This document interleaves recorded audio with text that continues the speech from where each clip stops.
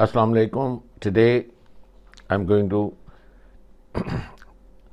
give my take on Brics, the alternative to dollar, and what are the chances of Brics as an alternative currency beating the dollar world and the hegemony of United States of America based on dollar and her allies like Israel and all those invasions, all those atrocities, genocide, all those war crimes committed by various countries by invasion. I can name from Vietnam to Iraq, from Iraq to Libya, Afghanistan, and now Syria. And you can go on, and you will have half a dozen countries in South America, the neighboring United States of America. The American had no right to invade, but they have been. And regime change, I think there would be dozens and dozens. And the latest is the turmoil in Pakistan, where you can see the massacre which occurred recently on November 26. And everywhere, I think the story is the same. But I'll focus on just Brics, whether this Brics will succeed or will this divide the world into two distinct, different worlds. And obviously it is too difficult for now to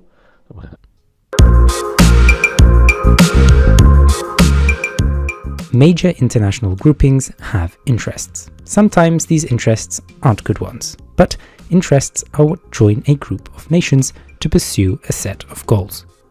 The BRICS have some interests. At a macro level, the interests that its nations share are to decouple their dependency on a US-led West. Many institutions like the IMF, World Bank, and OECD are Western institutions, no matter where the chief of the organization may come from. These institutions are great in many ways, but they don't sufficiently help BRICS nations further their interests. For example, the IMF may not lend money to a given project that China wants to see realized, because it doesn't meet certain criteria drawn up by Western nations. Hence the need for the New Development Bank, or NDB, a BRICS-backed institution that provides various types of assistance to various projects around the world. So, these interests are what glue the BRICS together. So, why would it fail? In short, because this core multinational interest that the BRICS share is not a big enough priority for all its members.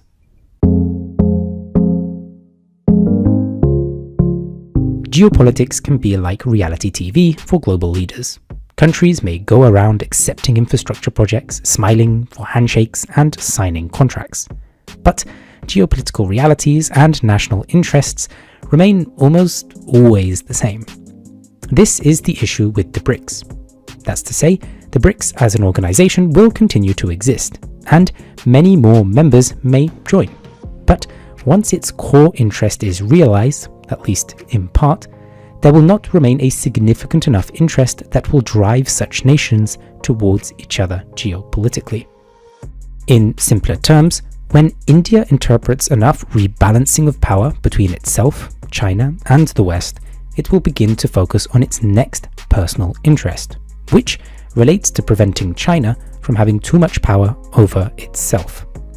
And this is a national concern for India, since China has already been involved in major infrastructure projects in India's backyard, in Sri Lanka and Pakistan. This tense set of relations will only calm when China and India genuinely trust one another, which, at least right now, this is something Modi and Xi can only do for a photo opportunity. And we know India is putting itself first since it is simultaneously part of the Quad, a grouping of the USA, India, Japan, and Australia, which is a security dialogue between the countries, with basically the sole objective of keeping China in check in the Indo-Pacific region. So, what does this all mean? Well, it means that the BRICS needs both China and India to play ball to achieve its goals in full. But India doesn't trust China enough and is engaging with foreign Western powers to ensure its own regional security, which is an act in retaliation to China getting involved in what India perceives its backyard. You see, like reality TV or telenovela or something. And what happens when India and China don't cooperate? Well, that's about 90% of the BRICS population and 80% of its economy. The BRICS would effectively be a failure. Will the BRICS be able to achieve its goals? Comment your thoughts in the comments below. Like this video if you found it interesting, it helps others get to hear about the long-term dilemma within the BRICS, and subscribe to the channel. We're almost at 10k now. Otherwise, take care. Bye. That's a bit harsh, though. These countries do meet up once a year to discuss their shared interests and what they're working on right now. However, it's not at all comparable to organizations like NATO, the European Union, and the like, which often work like transnational empires, in many cases since they're extensions of the American empire and are part of Western civilization. Watching the Europeans cope about me saying that in the comments is gonna be so much fun. However, the thing that lots of people overvalue or do not understand about diplomacy outside the Pax Americana, or countries that are tied to the US's political and cultural power, is that diplomacy is inherently multi-sided, and an alliance, talks, or anything like that does not mean very much in of itself. Let's just look at India and China's relationship as a single example. India and China are both part of the BRICS, being the I and the C, and India is also part of China's what really amounts to colonial project of the Belt and Road Scheme. India also commonly buys military equipment from China's ally Russia, and the two could be considered allies. From all this, you would suspect that China and India would be strong allies, right? However, the reality is that these countries have threatened war with each other several times in the last few years, with skirmishes between them in the Himalayas killing hundreds of people. China is trying to dam up India's water supply in the Himalaya mountains, and both are actively cultivating alliances, navies, and foreign policies against the other country, and by all accounts despise each other. However, in these separate organizations, they can pretend to be buddies. This degree of complexity of working with several different partners at once is common in the second and third worlds, since it geopolitically makes sense. People often say a country like Thailand, Turkey, the Philippines, or Brazil have made a decisive turn towards Russia, China, or America, but like a girl with many suitors, they're incentivized to play off different countries in order to get as many goodies as possible as they compete for influence. Erdogan and Turkey would rotate between Russian, European, Chinese, and American influence, as well as other factions in the Middle East depending on Turkey's needs at that very moment. You can see a similar thing in Pakistan, where on paper Pakistan is a strong US ally. However, in real terms, Pakistan is receiving massive amounts of funding from China, which has announced an Iron Brotherhood, and America does not trust Pakistan at all. This shows how the BRICS could exist on paper theoretically, but actually have no impact on the ground. Let's just run through what relationships each of the countries in the BRICS have to each other to show how unreal it is. Brazil's largely an American ally. It's not especially a strong one, but it's still there. Brazil doesn't have lots of foreign entanglements and is largely self-contained, but used to trade a tremendous amount of its natural resources to the Chinese market. Thus, it served for Brazilians to respect China. Russia's in an alliance with China, although one rife with massive mistrust, and the Chinese Communist Party has a significant faction that wants to annex Siberia, and both know it's a relationship of convenience against the Americans. You can see the weakness in that China has not supported Russia's invasion of Ukraine at all. Russia and India are weak allies, but that gets trumped by India's top ally being the Americans, who are Russia's biggest enemy. As said before, India and China despise each other. South Africa, meanwhile, is geopolitically a non-entity, as we'll explain later. South Africa has taken some money from the Chinese, like most of Africa, but to say they're actually a strong ally would be going way too far. From all this, the idea of the BRICS as a shared coalition in any way like NATO or how the Warsaw Pact used to be is completely ridiculous. Let me explain to you how the idea of the BRICS started. It was when the chairman of Goldman Sachs encouraged it in 2001 as a way to promote investment in those countries, which people would hopefully do through Goldman Sachs. Like a couple other things, it was an advertising scheme that went way too well. The idea of the BRICS and their rise to global success was pushed by three separate interest groups that benefited from the idea, and there was no group that pushed against it, so it just became conventional knowledge. The first group, as alluded to before, is financial types. The early 2000s were the era of the most capital or cheap money for investment in all of human history. This was since it was a time with the highest percentage of middle-aged people ever, and wide-scale wealth.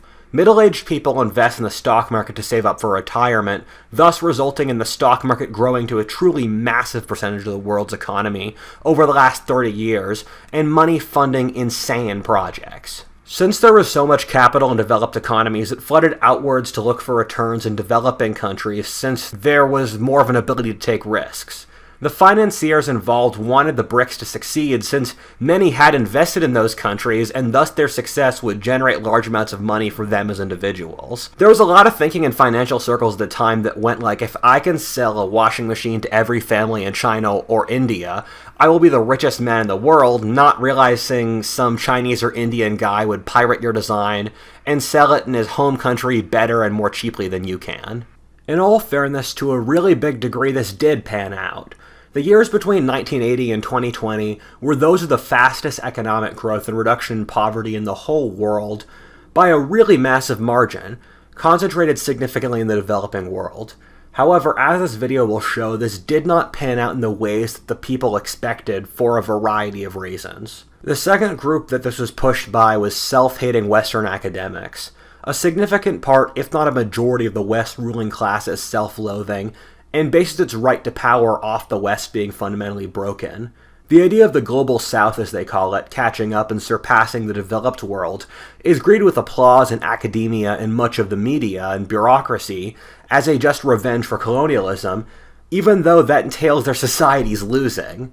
You didn't see many people writing in academia about the West's inherent cultural and systemic advantages in the early 2000s, while you saw lots of inflating of the value and strengths of developing nations, thus creating a skewed intellectual view. Today, the internet in a lot of ways has replaced academia as a center for new intellectual thought for most people, but that really wasn't the case at the time, with academia holding a monopoly on most thinking. The third group being the developing world's elites themselves, which pretty obviously benefited from the belief in being a strong, successful, unified front rising against the established order. Leaders in China, Russia, Brazil, and the rest stood to gain massively from beating their chests about being the wave of the future. Another thing to consider is that all of these societies are more collectivist, shame-driven, and less open than Western ones, meaning they will downplay their weaknesses and overplay their strengths in the public view, while the Western world does the exact opposite. In the developing world since the start of the 20th century, there's been this push to try to form ludicrous alliances against the developed world of extremely disparate countries on paper that actually have no power or coherency. A great example of this is the Japanese co-prosperity sphere, where the Japanese said they were working for all Asians while actually trying to build an empire that would allow them to exploit other Asians. Mao Zedong invented the term Third World, actually, and sent money and experts all over the world to try to build an alliance against the Soviets or Americans.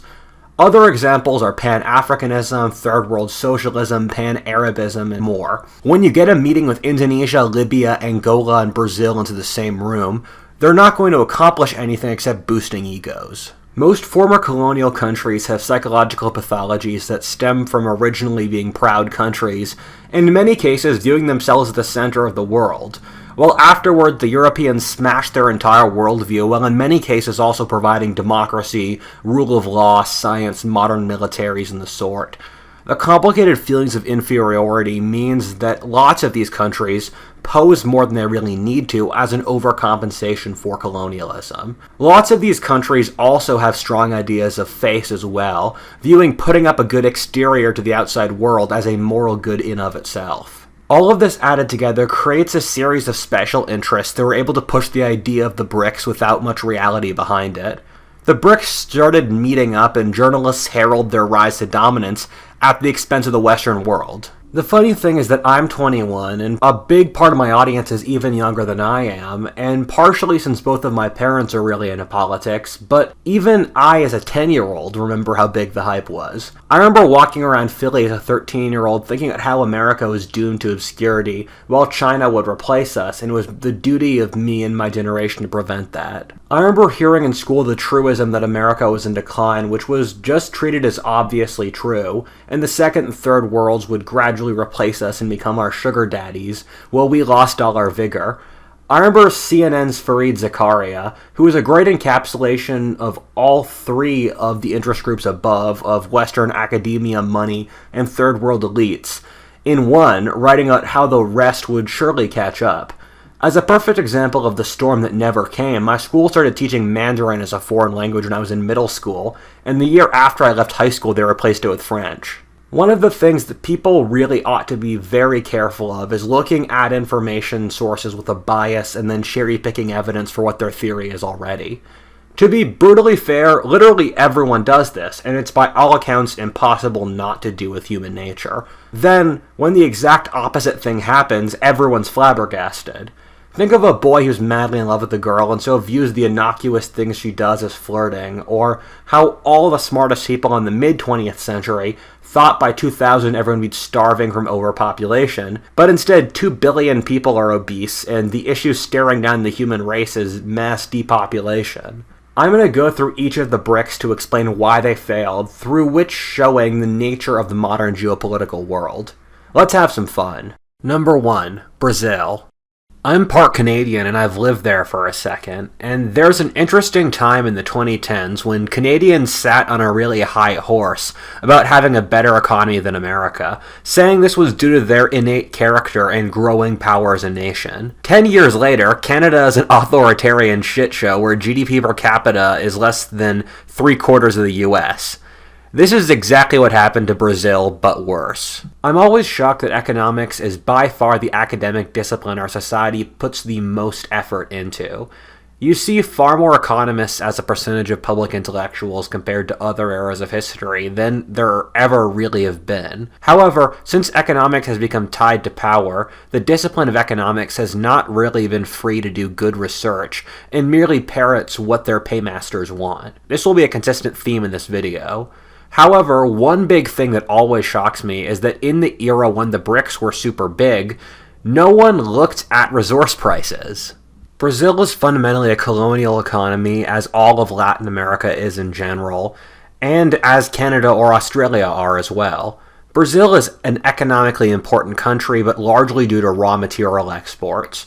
Brazil is blessed with raw resources, especially iron, tin, and phosphate, and fertile soil, being one of the world's greatest exporters of cereals, soy, sugar, tropical crops, as well as beef. East Asia and Europe are both inextricably linked with Brazil economically. In the early 2000s, China was experiencing the most rapid economic growth ever in the history of the world, and the largest driving sector of the Chinese economy was real estate, thus resulting in truly massive prices for raw materials due to the massive surge from the Chinese economy.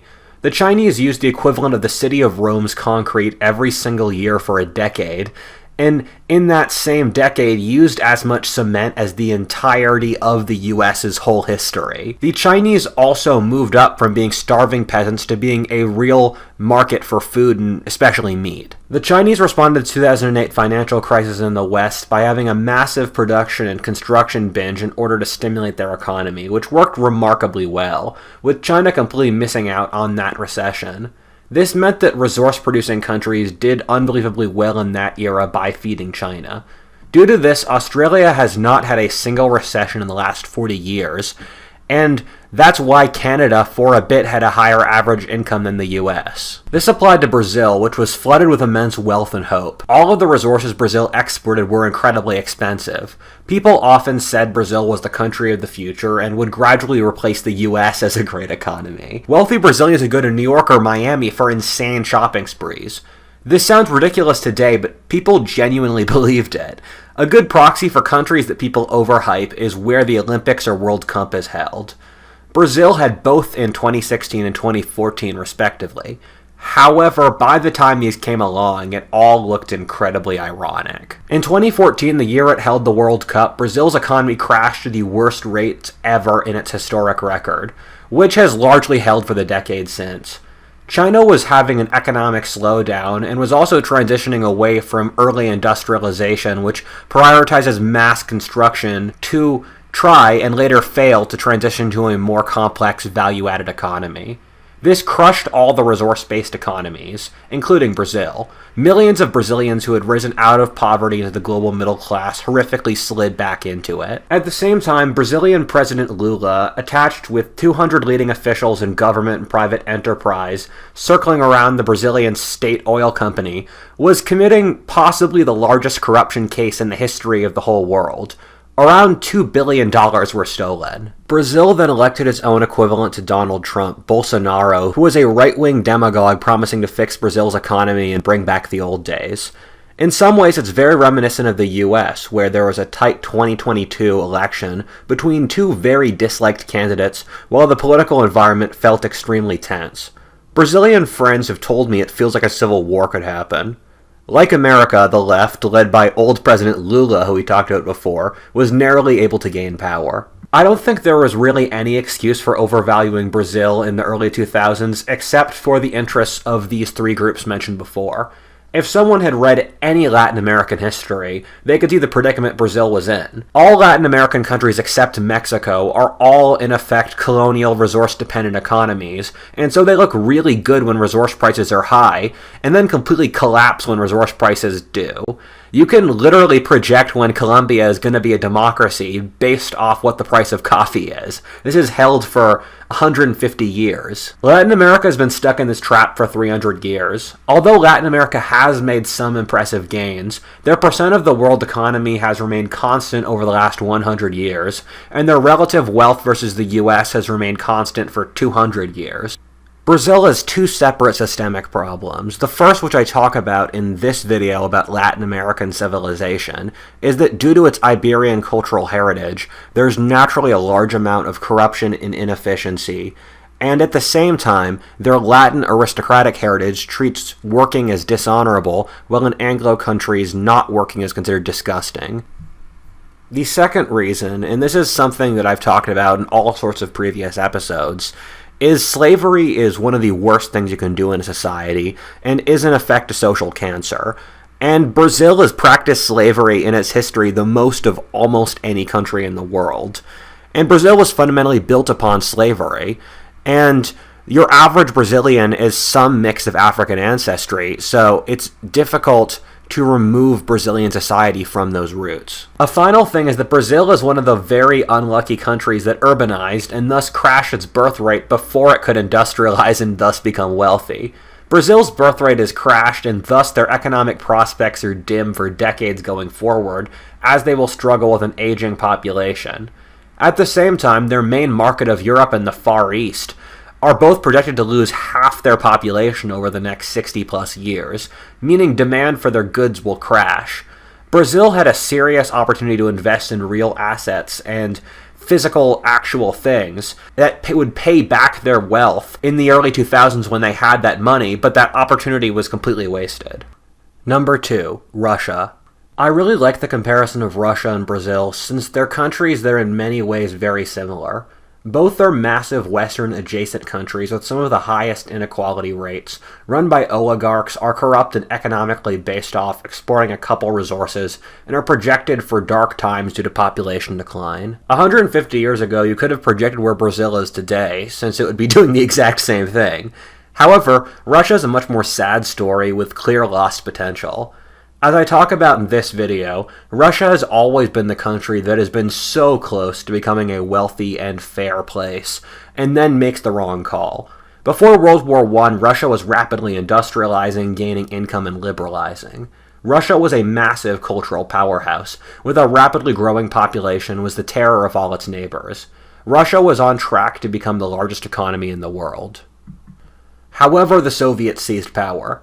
Don't get me wrong, Russia massively grew in importance under the Soviets, with them conquering all of Central Europe and fully industrializing, but to be fair, every industrial country grew massively in the early 20th century, so that's not really special. However, the Soviets, especially under Stalin, gutted every social institution by wiping out the religion, successful peasant class, private business, universities, artists, independent military, the family, and by the time Stalin died, the only thing that still worked well in the Soviet Union was the secret police. Societies are living, breathing organisms, and the things mentioned above are what allowed them to prosper. Russia, in effect, committed suicide as a society by killing all of its effective social organisms, and instead became a herd corralled by guns and brainwashed from childhood. Russia has spent centuries building up social capital under the Tsars, which Stalin unwisely burnt. You can see this in just the human character of Russia, going from 7 children per family in World War I to having an unsustainable birth rate in the 1970s. The average lifespan in Russia collapsed due to mass alcoholism over the last couple decades. When the Soviet Union fell, Russia was a liberal democracy for a couple years and then became a dictatorship run by the secret police, who were the only functioning organism, with Putin being former secret police under the Soviets, and who has de facto run Russia for my entire life. Putin was able to stabilize Russia from the post-Soviet chaos, and remains popular from this, but has also strangled the country of its possible potential. In classic Russian fashion, Putin cares more about maintaining power than the quality of life, and rules through oligarchs who purchase the old Soviet state corporations, who he uses to stabilize control of the society, which is in effect deviating back to the pre-18th century status quo, where the monarchy worked with the nobility to control the society. Russia is an incredibly unequal country where the elite live in insane luxury, while the society works for no one else. Russia has no industrial competitiveness, and its industrial base is useless, being built off the Soviets. Russia briefly looked good for the reason Brazil did, due to high resource prices in the early 2000s. In Russia's case, this was agriculture and natural gas. However, I also don't understand why people were bullish on this country. Its educated class was fleeing en masse to the West. Its elite trusts it so little that there are more Russian rubles outside Russia, sitting in bank accounts in Britain, Panama, or Cyprus than inside the nation of Russia. It lacks the preconditions for economic growth like rule of law. Like Brazil, if you looked for a second anything besides resource prices, you would see this.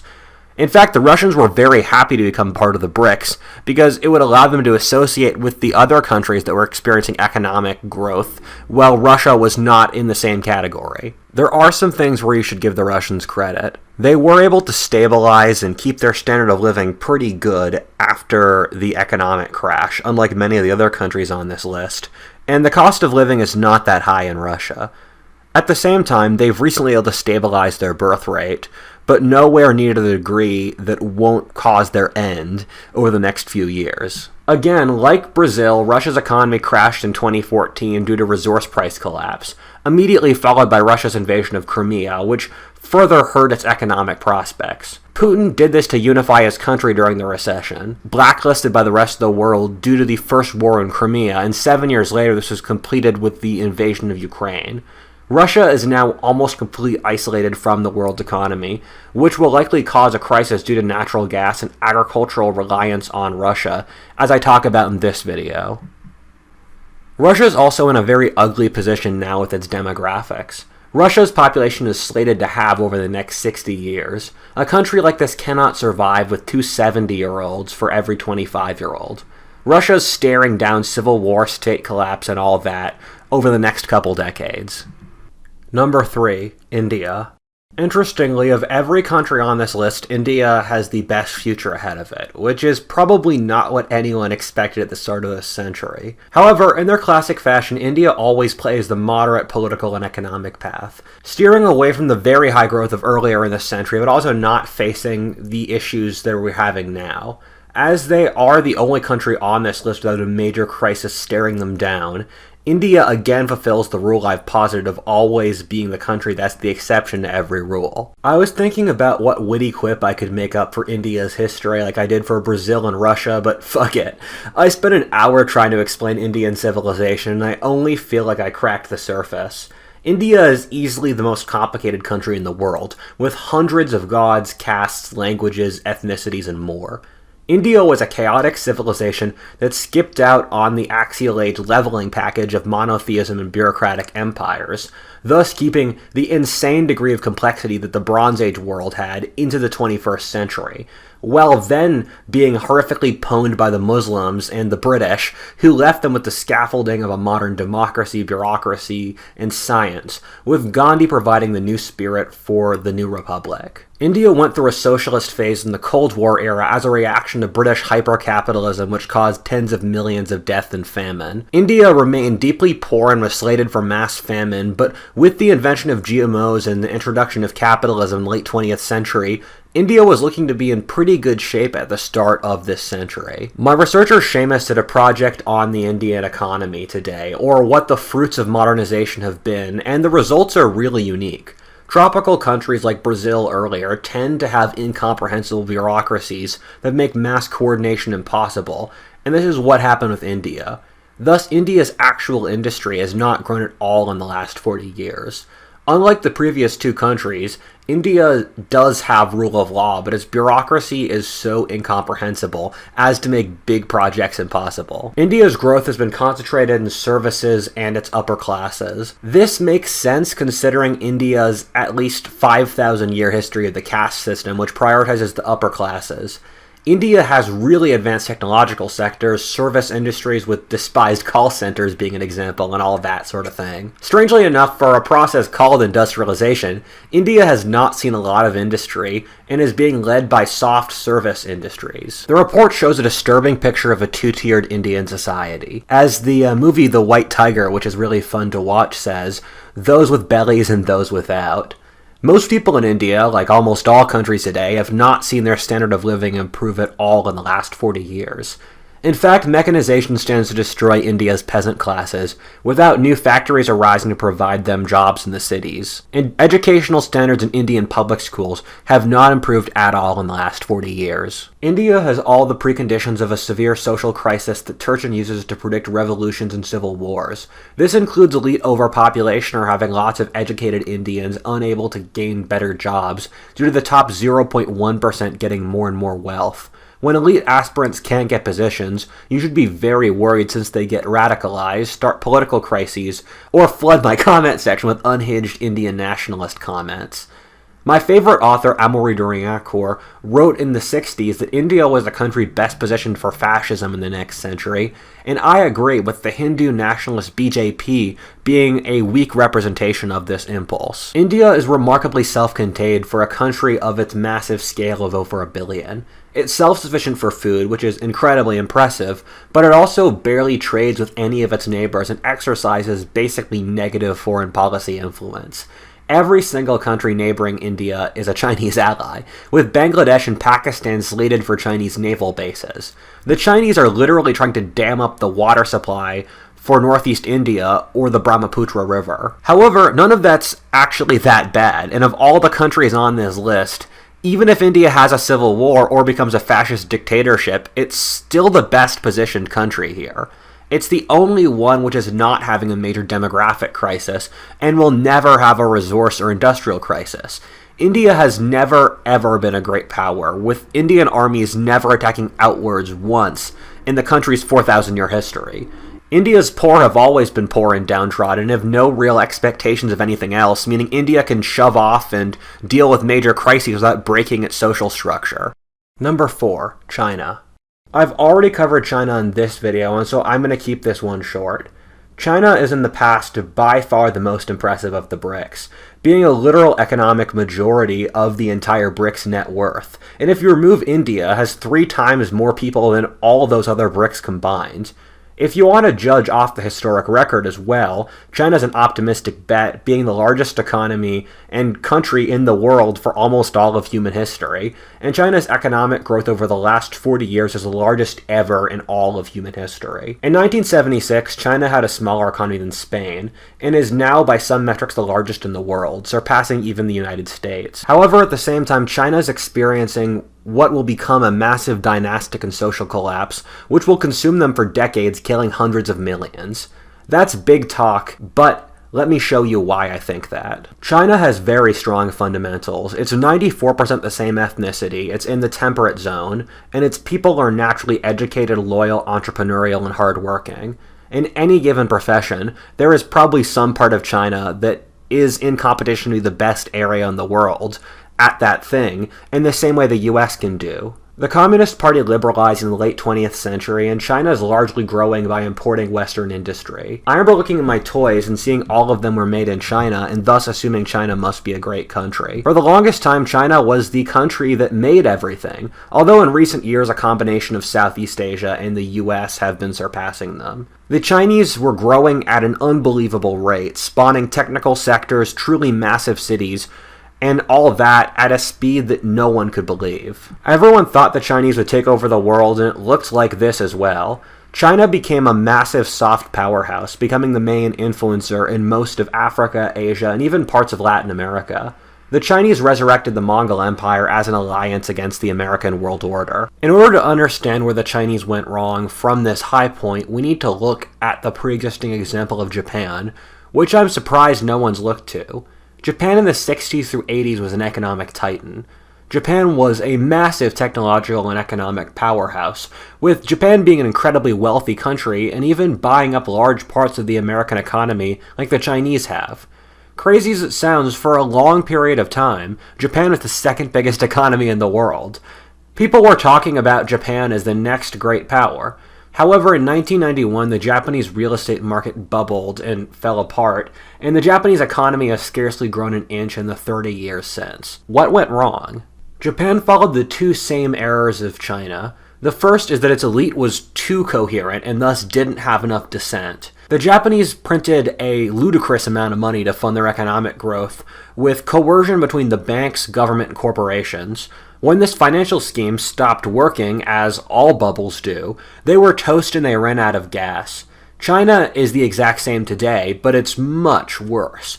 The Chinese money printing is by far the largest and most outrageous ever in the course of human history. You can even see the results with the incredibly overinflated Japanese and Chinese real estate markets before their crashes. Speaking of gas, Confucian countries have similar demographic structures over time. They concentrate their population growths over a single hyper-powered generation, and then don't have any children after that. The Japanese had lots of young people until 1990, when they started to age and their economy went bust. The reason the Japanese never recovered is that they just didn't have enough young people. China is in the exact same condition, but again worse.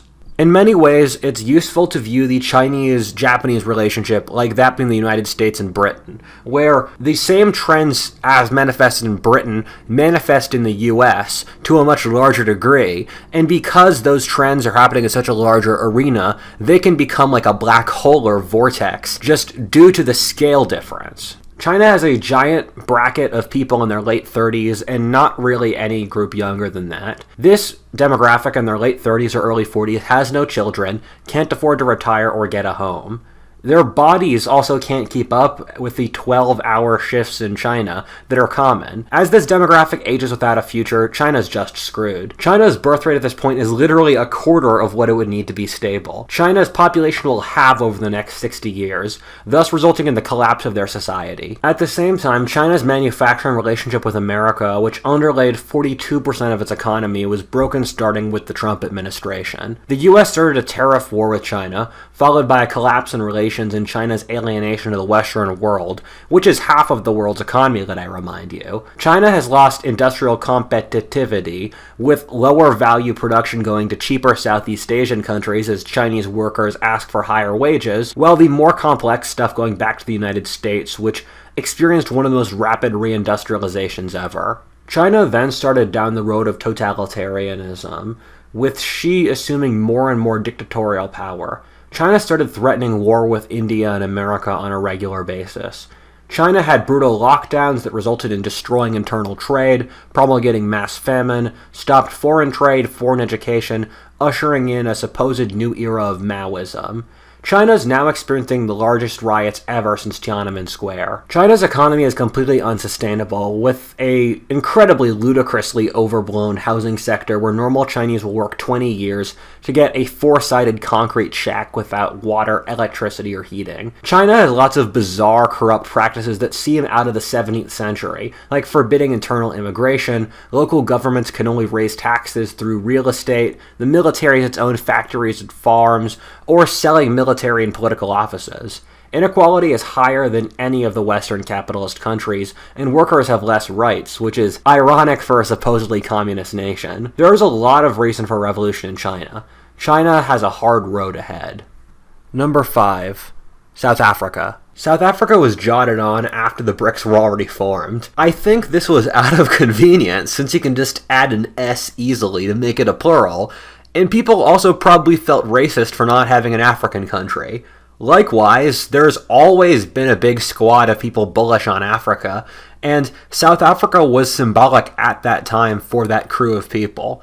People also like Mandela, who I think is objectively a great man, and wanted to act as if his project was still working. None of that made it a good decision, though. South Africa is not a real country. It was a tool of European colonialism, with the unifying factor being the white ruling class.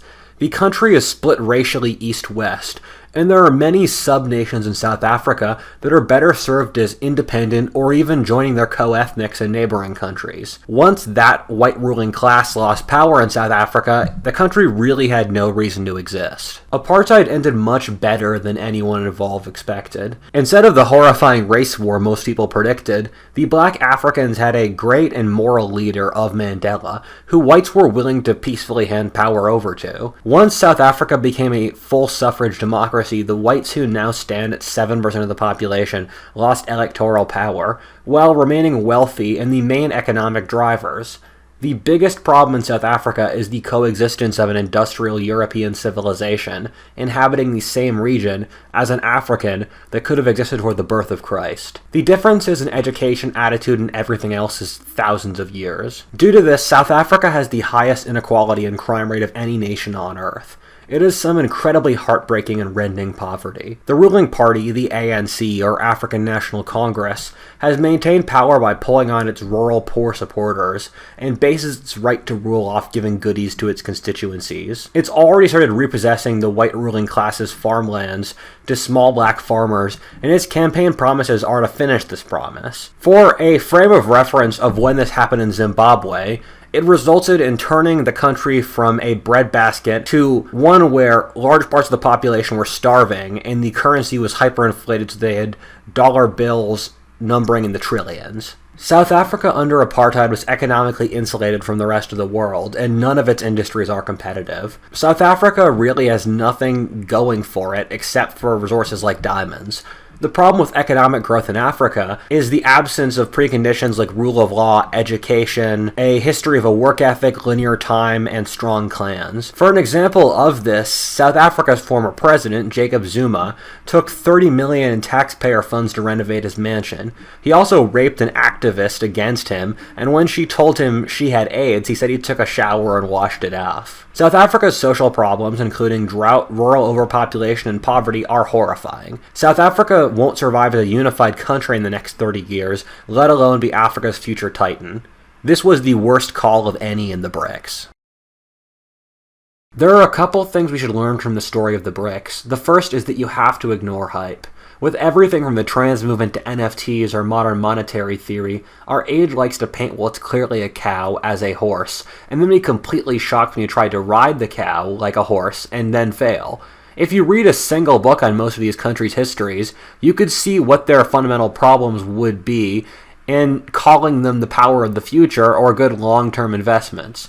However, like so many other things, investors bought into the hype and them doing very well for only a couple years. A theme I will bring up a lot on this show is try to just use common sense and not let yourself be confused by people who look smart or the hype. Also, the interesting thing is that there were countries that were overlooked that have relatively bright futures.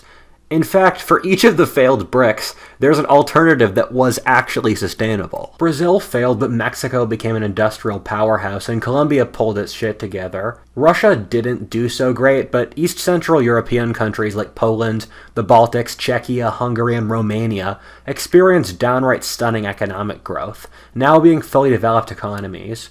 Loads of businesses relocated from China to Southeast Asia, with many people saying Vietnam feels like China did 10 years ago. When South Africa failed, Ethiopia was able to industrialize, and Kenya became the economic center of all East Africa. To use a cliché example from fairy tales, don't miss the gem in the mud for the flashy option that looks good but won't go the distance. The nations and people in general that succeed over the long haul, rather than just having some luck they'll burn, or those that save, work hard, act fairly, and all those other things we intuitively know to be good principles. All the BRICS looked attractive since they had insane growth for that very second, often due to taking shortcuts that would screw them over in the long term, while those countries mentioned before didn't, thus setting them up for slower but more real and durable growth.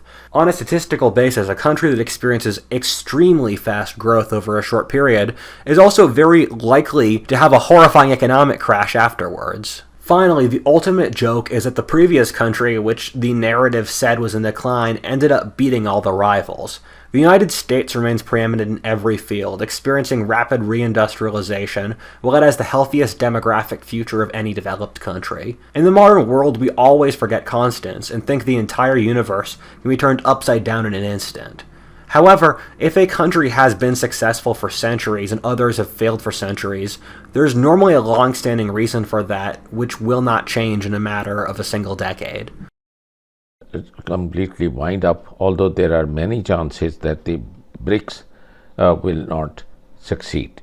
There are so many obstacles in the way for BRICS to survive, and there are more chances for it to fail. And the recent I think the announcement by the incoming 47 President Donald Trump is the economic war and the tariffs he says he will impose on anybody who did the trade in BRICS or an alternate currency or try to ditch dollar. Then he will put 100% tariffs, so that anything which is costing $1,000 in China or in any Russia or any India, even though from where the things are imported and used by United States of America in billions of dollars, it will cost you double the price. Instead of $1,000, it will be $2,000. So it will be so expensive, and the people will not buy it. So when it will not buy, it will start the trade war, and that will be the worst thing which will happen, because it will touch and it will reach every home in the world. Universal television को subscribe करना ना भूलें, उसके बाद bell button पे click करें और अपने कमेंट्स के सेक्शन में अपने कीमती जो ख्यालात का इजहार ज़रूर